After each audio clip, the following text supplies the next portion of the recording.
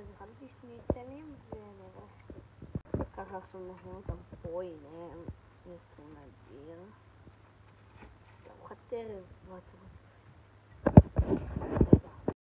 דווקא, ונתחיל לצ'ור.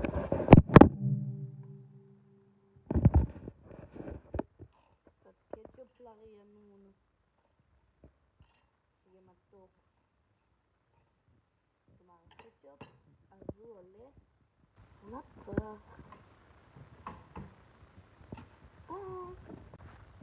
נוסיף ככה גם כפית מיונז של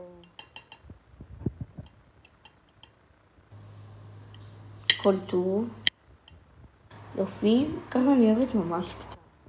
אם אני רוצה נשים את זה בפנים, ככה. וזהו.